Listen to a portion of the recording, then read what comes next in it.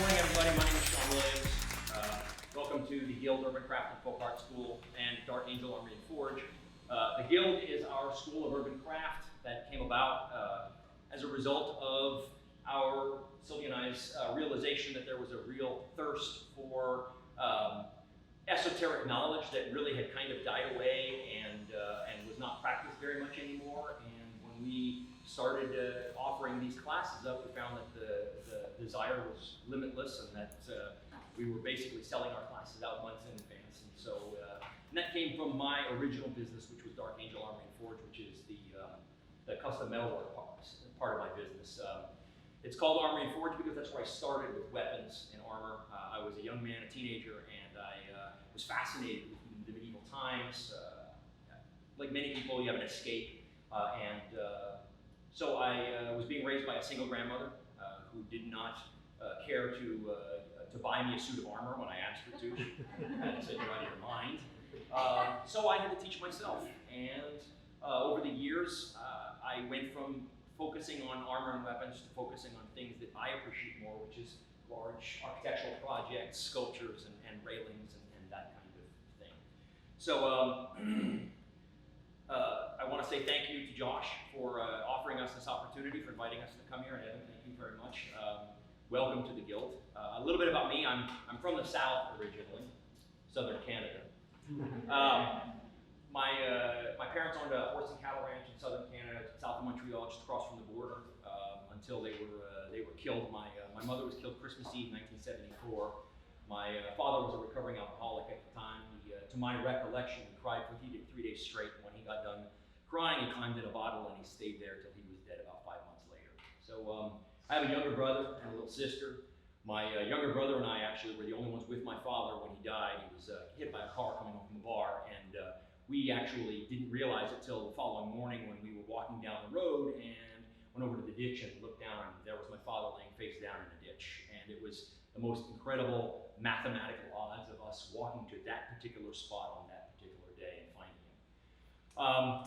My incredible grandmother, tiny little woman, born in Strasbourg, France, immigrated to Canada when she was a little girl between World War I and World War II, ended up raising us. She lived in Miami. She owned a little Art Deco 2-story motel down in Miami Beach. So I like to think that my upbringing was something along the lines of what you saw in Forrest Gump.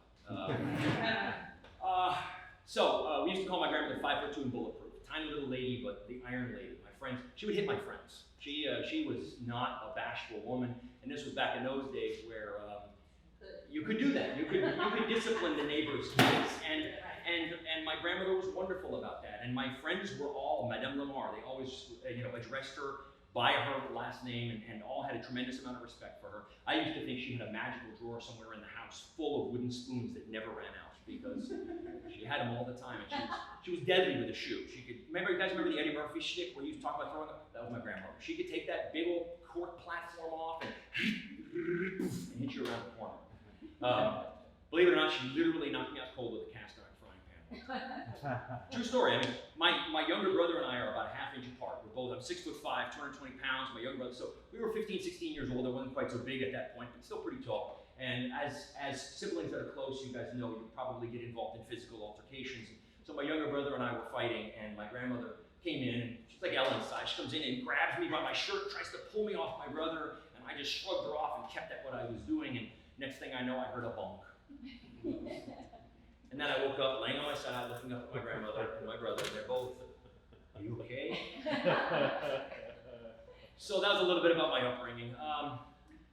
Early on, I was fascinated with literature and art. I was a little kid, 12, 13 years old, and I'd be in school, and I was told I needed to read one thing, and I didn't want to read what they were telling me to read. So I was reading Tolkien. I read Lord of the Rings 4 times between the age of 10 and 20. So I kind of hypnotize myself or condition myself to this whole idea of these epic battles and these heroes and conquests and all that stuff. And so there I go. By the time I was a teenager, I was fascinated with dressing up in armor and beating the tar out of people with weapons.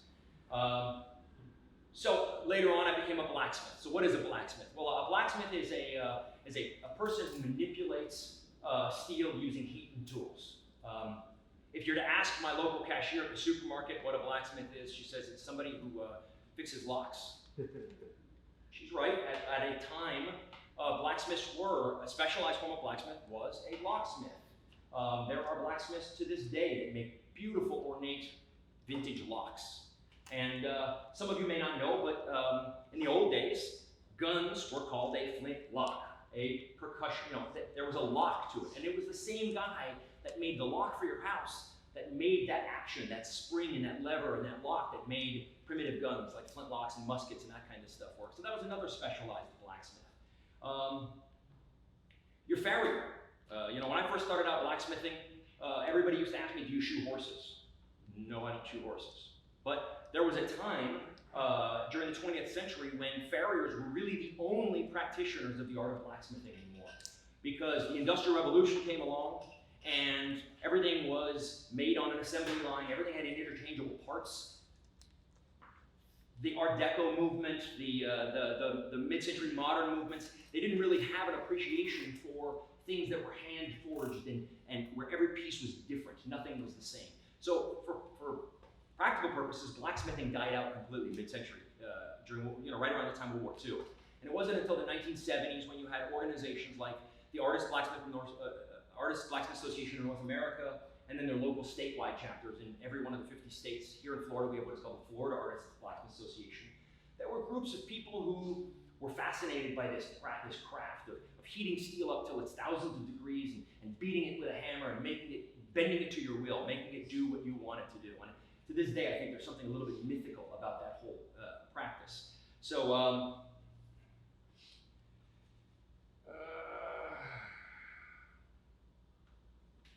over the years, as I demonstrate, I oftentimes find myself out demonstrating in public blacksmithing, and one of the common questions you guys are going to find this amusing is it used to be years ago that people would ask me if mithril was a real thing. Does anybody here know what mithril is?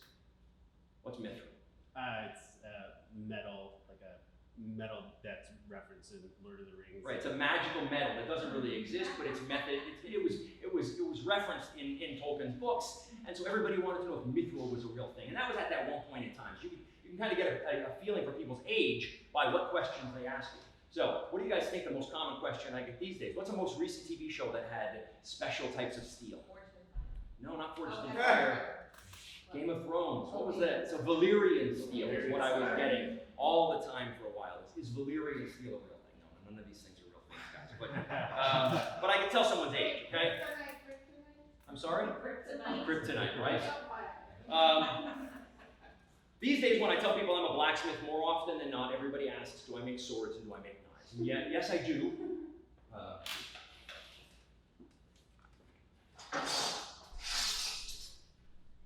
Yes, I did. But that's not all I do. It doesn't encompass, that expression doesn't encompass everything I do, okay?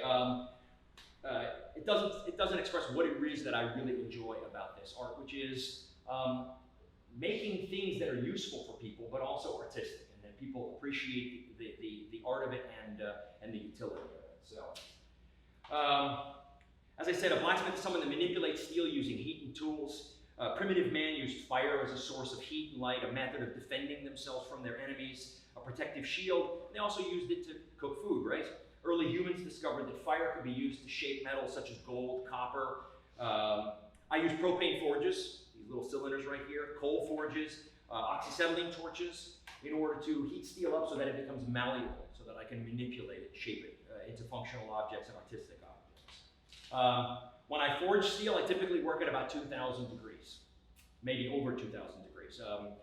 The propane forges usually run around 2150, 2200 degrees. The coal forges run at about 3400 degrees. So the coal forges will actually melt steel if you're not careful. Steel goes through a series of color changes when it gets hot. It doesn't actually start to glow a dull red. A lot of people don't know this, but steel doesn't start to glow a dull red until it's 1,000 degrees. Okay, about twice the temperature of your home oven. Okay. Steel can be black, that color there, and be 900 degrees. So one of the things that a lot of novice blacksmiths have a hard time figuring out is don't touch hot steel in this shop, because everything is hot and everything is sharp. When I was first learning blacksmithing, one of my teachers said to me, if you don't learn that steel can be black and be 900 degrees early on, you probably want to get a different hobby. So as steel gets hotter, it goes from a dull red to to a light red, a dark orange, to a light orange, a dark yellow, to a light yellow, and then a white hot. And steel is white hot at about 2,400 degrees. And at that temperature, under the right circumstances, I can take two pieces of steel and I can slap them together hard with a hammer and they actually become one. I can fuse steel together. And this is how primitive blacksmiths did it. They would use silica sand. Everybody knows what silica sand turns into when you melt it? Glass. So steel is an alloy of iron and carbon. Okay? Iron is very oxophilic. Does anybody know what that means? Loves oxygen. It loves to oxidize. It loves to rust. Okay? So when you heat steel up over 1,500 degrees, it starts to oxidize instantaneously. It creates this layer of a patina of a gray substance we call scale, and that's actually where blacksmiths get their name, is from this layer of scale that is created on the surface of the material. Brass, bronze, copper, silver, gold, they don't produce any of this scale. So they're called whitesmiths. As a category, we're called blacksmiths. Okay? So if you take a piece of steel and you heat it up, that scale will prevent it bonding. So how do you prevent air from getting into that joint? How do you prevent air? Because any oxygen at all will allow the steel to oxidize. So primitive blacksmiths found that if you took silica sand and you sprinkled it on a hot piece of steel, sand's melting temperature, glass's melting temperature is much lower than steel is. So if you take some silica sand and you sprinkle it on your steel, it'll melt and it'll create a bubble of glass. And that bubble of glass will shield the steel from oxygen until you hammer it together. When you hammer it together, that glass will go all over the place. So you want to be wearing good leather protection. The worst burns I've ever gotten were when I was forge welding steel together. You get burns, that's what happens. David will tell you, anybody else who's taken my classes. The most common injury that we get here in my shop is blisters. Because people aren't used to swinging a hammer. How many of you guys swing a hammer daily in your life? And it's also a different technique. I even get carpenters who come in here and they're like, that's not at all how I swing a hammer. I'm like, that's exactly correct. The second most common injury is probably burns. Small burns on the hands, 3rd-degree burns. People forget that steel is what temperature and it's still black? 900. Good. So whenever I teach a class, I give a safety briefing, 15, 20 minutes in the classroom, and a lot of students have come to me and they said, you're terrified you with the safety briefing. And I'm like, yeah, but that's good, because within 15 or 20 minutes, they're out here having a blast. But they're super focused, and we don't get a lot of injuries. I'd say I could count on the number of serious burns on hands, probably on my 2 hands. And no one's ever gone to the emergency room. I mean, how many of you guys have burned yourself on a pan in your oven at home? Everybody, right? Did you go to the emergency room? No, you wrap it up, you spray it, you do something, and you move on, right? But anyways, so back to forge welding. That glass bubble prevents oxygen from getting in there, and you join these pieces of metal together. One of the things that we love to do is we love to join people together in doing what we love, which is being creative and making things. When it started out, I was just doing steel. My first shop, years ago, 12 years ago, was a 10-foot by 25-foot garage in a residential complex. They were renting out little garages in this complex. Needless to say, the neighbors did not like me. I didn't have a lot of this equipment back then, my power hammer, my press, but I was still out there hammering on an anvil. And those anvils can ring pretty loud. When I give my safety briefing, I tell people, look, we're not working with any power tools today, but the ringing of the anvils can bother some people. And some of them ring worse than others. I've got a really great anecdote about my big anvil. If you guys look in the back corner, that's a 210-pound Fisher anvil that was made in 1918. It's got a big stamp on the bottom of it that says 1918, and oftentimes I'll play a trick on my students. I'll say, so who knows what year this anvil was made? Somebody will be looking and can see it and go, 1918, oh, that's great. But anyways, so what significant world event was going on in 1918? World War I, right? So the principal method of moving men and equipment from the railway to the battlefield in World War I was still the horse and carriage. So horses need shoes on their feet. Farriers were the ones who were putting those shoes on. You had literally thousands of farriers behind the lines shoeing millions of horses during World War I. So what the Allies figured out is that the German artillery officers, the bad guys, were sighting their artillery on the sound of an anvil. That sound can carry pretty darn far. So the U.S. War Department contacted Fisher Manufacturing and said, can you make us a quiet anvil? So if you're working in a small shop and you have to work all day and you have that sound reverberating off the walls, which would you rather be listening to, this sound or that sound? So Fishers are very desirable. They're sought after in the blacksmithing industry for that reason. Unless, of course, you're being hired to do a blacksmithing scene in a movie. True story. 6 or 7 years ago, I had a blacksmithing director contact me and say, yeah, I want to do a blacksmithing scene in a movie. There's always a fun, interesting thing when you interact with movie people because they have no clue. I'm sure you guys all know that, but it's not the first time. But so the guy says to me, yeah, I want to do a scene in the movie where King Arthur, and it was a dream sequence because King Arthur was really a modern man who was suffering from a lot of the frustrations of living as a modern person, you know, the stress and the anxiety and all that. But he was having these dream sequences where he was Arthur and they were becoming more and more real and more frequent. But one of the scenes was the scene where Arthur gets Excalibur, right? So he tells me, yeah, I want you to pull the sword out of the forge, quench it, and then hand it to the hero. Well, you guys see that sword over there? There's no, the guard is on there, but it's really just fitted on there for now. There's no pommel, there's no hardware at all. And that's what a blade looks like when it is quenched. You guys have seen in the movies when they take a blade and they put it into a liquid medium and the steam goes everywhere. What you're doing is you're hardening the steel. You're transferring its molecular process so that it goes from being relatively soft to being incredibly hard. And in blacksmithing, there are two qualities of steel we're really concerned with, which is hardness and toughness. Hardness is the ability of steel to keep an edge, maintain its shape, and not be deformed when it is used as a tool. And toughness is the ability of steel to bend, to take shock, and not break. Okay, and depending on what tool you're making, some or both of those qualities may be desirable. And what happens is they happen in inverse ratios. So the harder a steel is, the less tough it is, the more brittle it is. So when you quench your blade, it's super hard. But if I took a blade out of the quench and I slapped it on an anvil, what's going to happen to it? It's going to shatter like glass. Okay? What I have to do is I have to do other metal processes like tempering, and to relax the stress a little bit, to restore some of the toughness. And depending on what the purpose of the tool is, will determine at what temperature I temper it. The higher I temper it, 400 degrees, 425 degrees, 500 degrees, will determine how tough that steel is, given the different types of steel. So he wanted me to quench the blade with the hardware on it. You don't do that. So what I did is I made him a prop. I took his prop and I made a sample blade similar, so that what we could do is I'll quench the blade and then I'll cut scene and hand him the finished sword. Otherwise I was going to ruin his prop.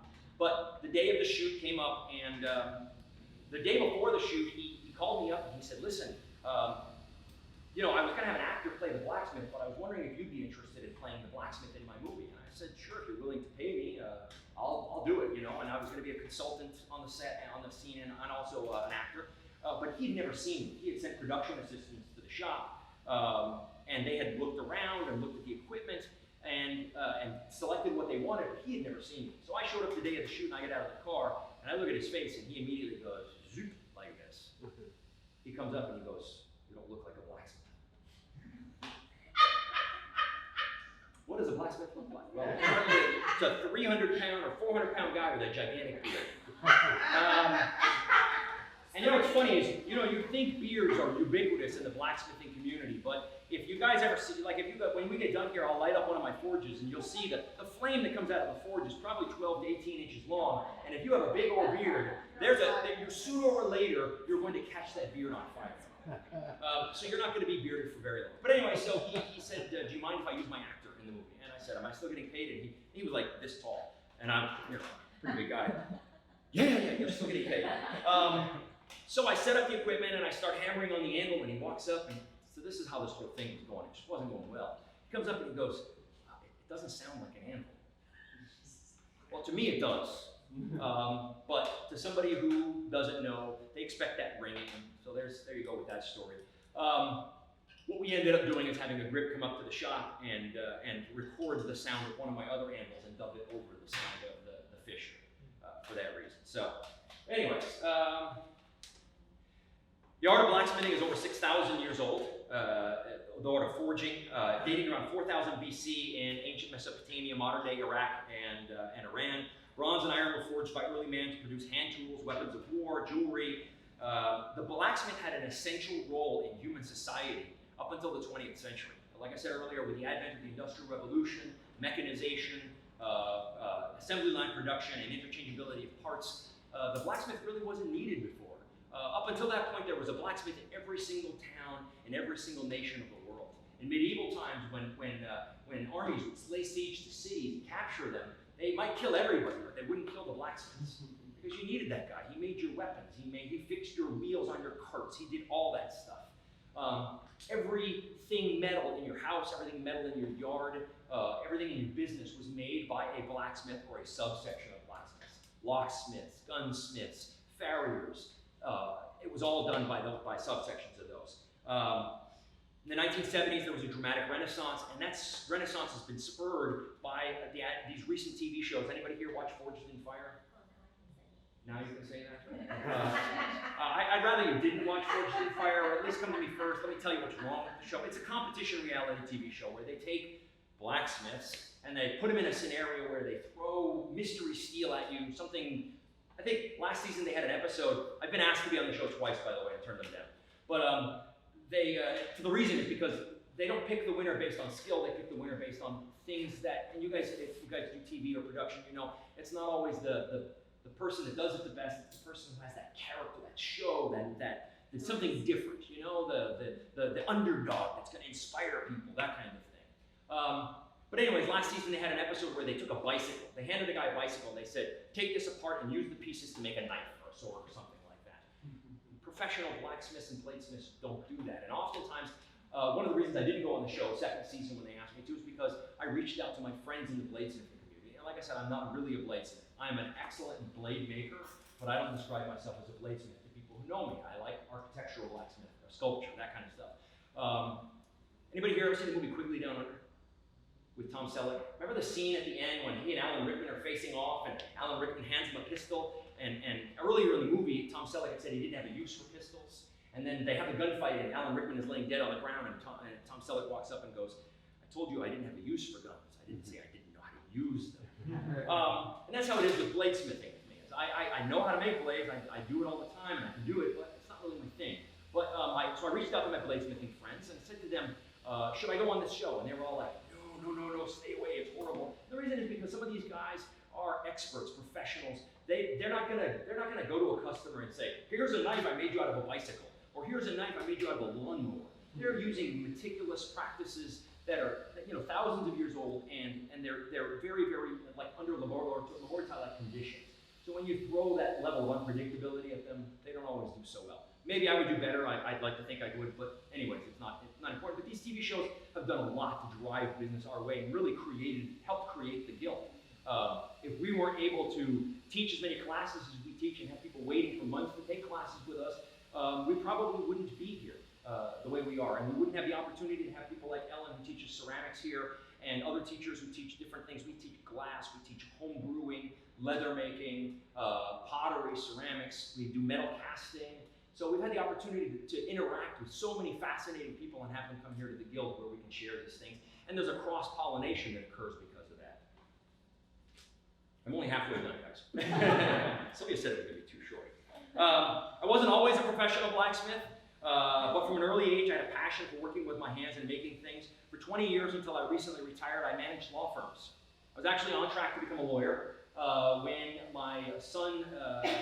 my son was 4 years old, my son's mother decided to say bye-bye and leave me alone with him. So I raised my son as a single dad. My son is now 21 years old in the Army, serving with the 101st Airborne on the Texas border of all things. But anyways, so I had to, you know, in that old saying, I had to become a man and put childish things to the side. So my hobbies were not my principal interest for that period of time. I dabbled making armor and stuff like that. I made my son some amazing Halloween costumes, but he got sent home from school one time because I sent him to school in a suit of armor, and they called me up and they said, "You sent your son to school with weapons." I didn't think of them as weapons; they were armor. But anyway,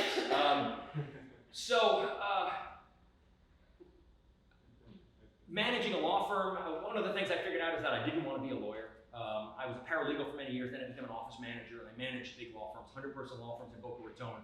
But I would sit at work and I'd be miserable. I'd be dealing with people and the law, and I hated it. And all I did was think about blacksmithing, about making things, about forging. And I'd be watching YouTube videos or on Pinterest or other stuff and finding inspiration, and then rushing out of the office every day, coming down here, sparking up the forge and hammering away, or on weekends, that kind of thing. And that's what I did for many years. My son, when my son turned 12, he started to become independent. You guys who have kids know that. And I started to have more time to devote to my hobbies. And that's when I got the 10 by 25 square foot shop. And I started, and he was coming down here with me. It was amazing to have my son with me at that point in time. He made his first knife when he was 12 years old. And so we went from this one shop, a 250 square foot shop, till we had a 600 square foot shop in an industrial park. And that's basically when Sylvia comes into the picture. It was 5 years ago. I'm in this 600 square foot shop. I'm paying $600 a month for utilities, plus gas, plus everything else. You know, some people get a golf membership. I was in a blacksmithing shop. And I remember saying to Sylvia at one point, you know, the rent on the shop kept going up, and I was making a little bit of money teaching, you know, making custom metal work, doing knives and armor for people, and every now and then doing a custom metal job, but it wasn't paying for itself, that's for sure. And I remember saying to Sylvia, you know, I think if it doesn't start paying for itself, I'm gonna have to give it up. And Sylvia had been a business owner. She'd owned an executive car service for many years. She had an experience with running a business, and she says, no, you're not gonna give it up, we're gonna make this work. And so I was teaching classes. I had become involved with the Florida Artists Blacksmith Association. I was the Southeast Region Coordinator for the organization. It's a statewide not-for-profit tasked with preserving and spreading blacksmithing knowledge. And so I was teaching blacksmithing. I'd been teaching it for about a decade, and I've been asked to teach at a place called Maker Square in downtown Fort Lauderdale. It's a maker space. It's where I met Ellen.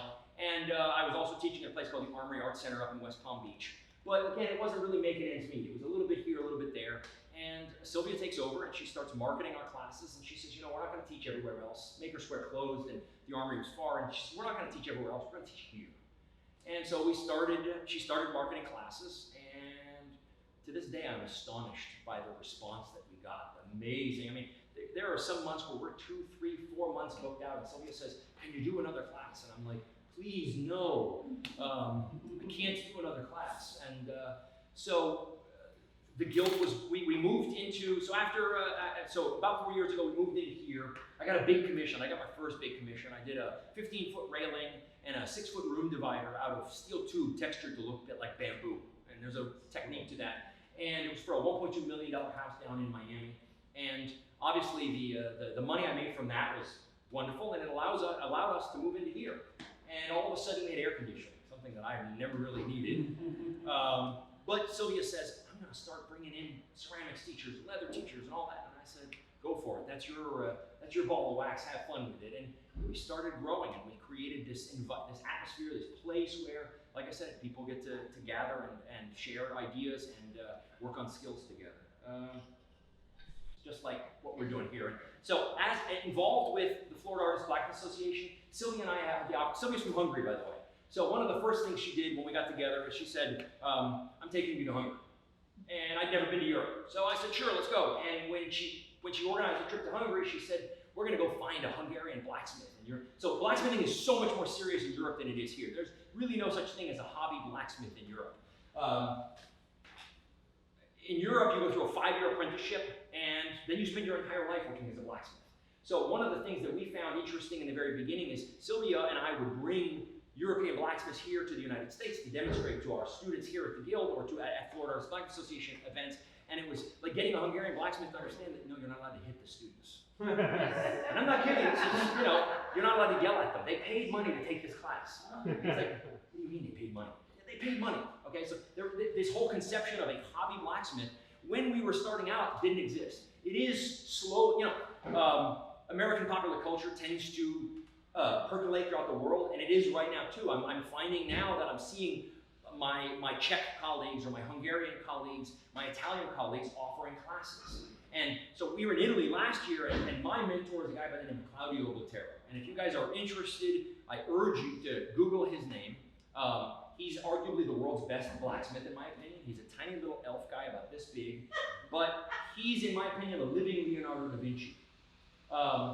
He is incredible, the way his mind works and the art he's created. One of my favorite pieces of his is a piece called Icarus. Everybody knows the story of Daedalus and Icarus, the engineer who designed the maze for King Midas. And then Midas locked him in the maze so that they couldn't escape because he didn't want anybody revealing the secrets. So Daedalus fabricated this set of wings out of wax and feathers, and Icarus, his son, took the wings and took off flying. And the whole thing's a parable about youth and you know, flying too close to the sun. We get burned all the time, by the way. So, but anyways, the wings melted and Icarus fell into the sea and died, long story short. But anyways, if you go online and you look up at Claudio's Icarus, it's just a fantastic sculpture of this man, like bent backwards with these amazing wings, look just like Leonardo da Vinci's wings if you look at Da Vinci's sketchbook. So we're finding now, and so Claudia and I were sitting over a glass of wine a couple of years back, and he said, we're talking about the Guild. He was here visiting, we're talking about the Guild, and he was fascinated by the fact that we bring so many people in, and he said, and you have all these people there that if you have a big project, you can have them help. It's like a captive source, and it is really. I mean, normally I can just say, anybody interested in working on something like this, and I'll get volunteers, and I do pay people as well. So, but it's having that source of, and I think that's why it's also coming into fashion more in Europe. And also, European urban city dwellers are becoming more and more fascinated with the whole do-it-yourself thing like we do, which is kind of what spurred the whole thing here in the United States with blacksmithing and wood turning and all these different artistic things.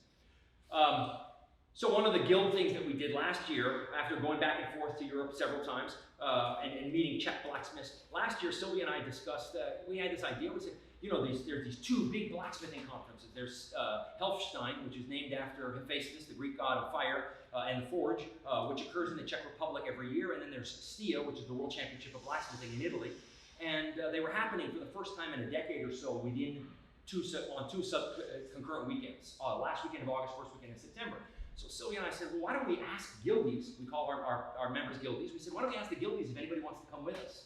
And I said to her, I'll be surprised if 4 or 5 people are willing to go. We ended up bringing 14 people with us to Europe. We flew into Budapest, Hungary for their annual holiday, their equivalent of July 4th. We spent a couple of days in Budapest, then we went to Prague. We visited Helfstein, and then we left Helfstein, went to Vienna, flew from Vienna to Venice. Spent a couple of days touring around. We were married in a 14th century mill in Tuscany with those 14 friends as witnesses. And then we went to Pisa and Florence. Then we arrived in Stia, Italy, which is in Tuscany, way up in the mountains. The number of people who got car sick was just these switchbacks. We're driving these 2 big vans, 14 passenger vans. We're going up and back these hills, and we're like, the lady that was sitting right behind me was like, "I'm gonna throw up." So anyways, we get to Stia, and we, on the spur of the moment, decide that we want to compete in this World Champion of Blacksmithing. We didn't go there thinking of that, but we were so inspired by watching the Belgian team and the Holland team and the British team from Hereford School of Blacksmithing and the German team. Whoops, was the Austrian team were assholes? So these teams were all competing, and the theme was 500 years of Da Vinci, and they had all learned the theme a month before. They released the theme a month, so they'd all practiced, and they had all come with their tools. And we were the upstart, we were like the Jamaican bobsled team. Not kidding. We had nothing. So Claudio, my friend Claudio was there, and Claudio was like, he's like one of the gods of blacksmithing in Italy, so Claudio says, I'm gonna get you some tools. We tell him what we're doing, and so he gets me some tools, and the Belgian team gets us some tools, and the Hereford team brings us tools, and the Austrian team just made fun of us. But anyway, so I designed the drawing we did on a napkin 2 days before, and we put our team together, and we went in and we competed, not to win, obviously, but to just finish. You had to finish in 3 hours, and we finished in 3 hours, and it was an amazing feeling. And we inspired a lot of people, I think, because we were all wearing our purple shirts, and I love to sing show tunes when I work, so we were singing, and we were being obnoxious, I think, which is why the Austrian team hated us. Actually, the Austrian team was like rock stars. They showed up in this giant, you guys know how rock stars travel around in these big buses? They had a bus. This is the only team that had a bus, and there was like 30 or 40 of them coming out of this bus, and they got drunk, and then they got a little rancorous. But anyways, we're already talking about taking the Guild back in 2021, because STIA's every 2 years, and this time not just competing to show, but to place with the knowledge of the. So we like to do things with Guildies. Someone mentioned the shields earlier. We do a lot of social events. The Guild is not just a school, but it's also a community, a social, and we do social events. We do a Yule feast every year. We'll take these tables, move them out in the middle of the room. Sylvia covers them up with tablecloths, and I fabricated these big candelabras. And the place looks like you guys see the lights on the ceiling. The place looks a little bit like Hogwarts dining hall for the night. And we used to do we do like whole roast pigs. So 2 years ago we did, each of the Guildies made their own shield, and then this year everybody made a cup, a Viking cup. I ordered like 30 cow horns, and people wrapped the metal around them and made their drinking cups. So that's really what the Guild is a place where people get together, and it's allowed me to do what I loved. So 2 years ago, the last law firm I worked for, dissolved. and I'd been there for 11 years. And I'm a 50-year-old man, and some of you may appreciate what it's like to be 50 years old and to have to look for a new job. At 11 years I'd been with this firm. I had 4 weeks paid vacation, I was making good money, I had a 401k, benefits, and all of a sudden I'm struck with the possibility of having to start over at the bottom. And I was depressed. And Sylvia says, "You're not going to go back to work at the law." She knew I was unhappy anyways. She goes, "We're going to do this." And 2 years now, we've been doing this. And with the help of our members, who keep us going. Keep us going.